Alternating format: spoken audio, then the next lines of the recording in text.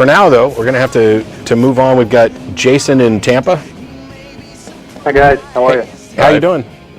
Good. I wanted to hear your discussion on the accommodationist movement that's kind of been going on with various scientific institutes and organizations like the National Academy of Sciences, NCSE, and a few others. And they're presenting this idea that and science are not in conflict. And publishing these things in some of their publications.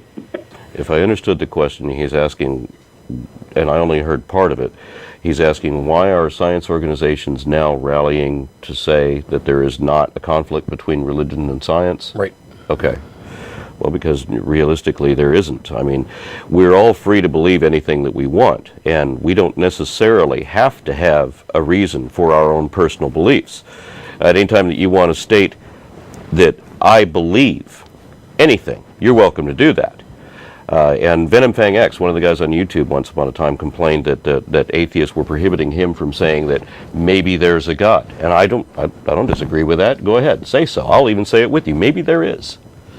The problem with assertions of that kind is when you drop the word maybe.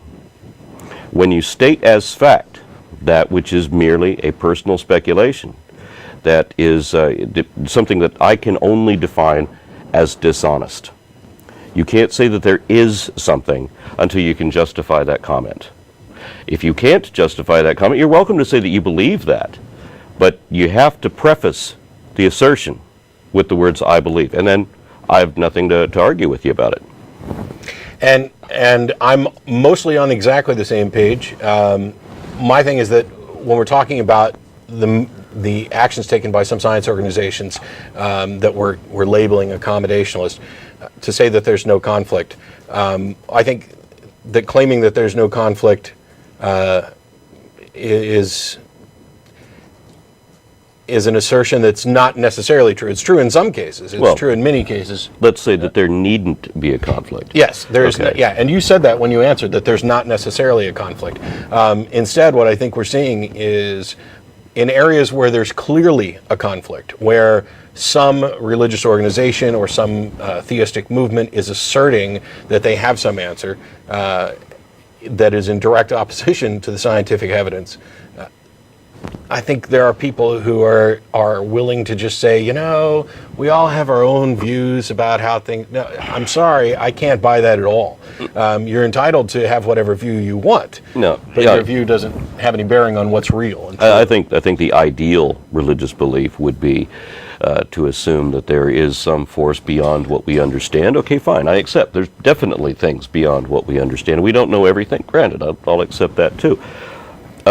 When you want to assert then that all the science that we know and all the facts that we can show are actually wrong because your particular favorite interpretation of whichever fable you most like. You know, I think that's where the problem comes in, is where it becomes dogmatic. You're defending a story against the disproof of the story. Now, it doesn't disprove God. You have to understand that whether God exists or not is irrelevant. I mean, we are still evolving apes, and the stories detailed in Genesis are still false either way. And your God's existence does not change that. Yep. And the second half of Jason's question was our opinion on atheism versus anti-theism. And I guess it depends in part how you would normally define it. I often label myself as an anti-theist. I'm an atheist, and I'm also an anti-theist. It's not a mutually exclusive thing. And when I say that, I mean that by and large, I find theism to be divisive, harmful, and false. And therefore, I stand in opposition to that.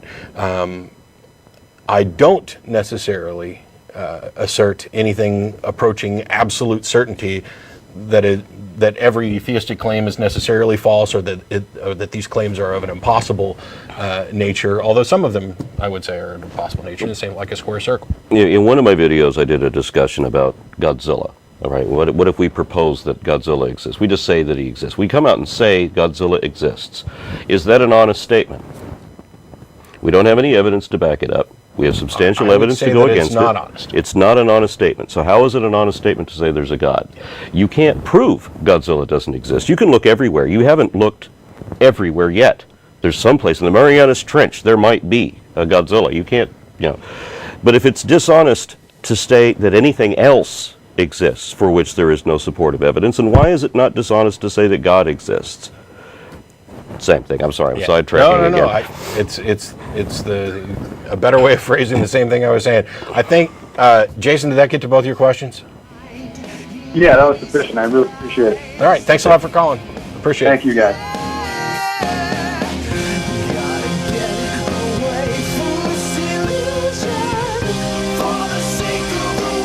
The content of this video is produced by the Atheist Community of Austin, a nonprofit educational organization promoting positive atheism and the separation of church and state.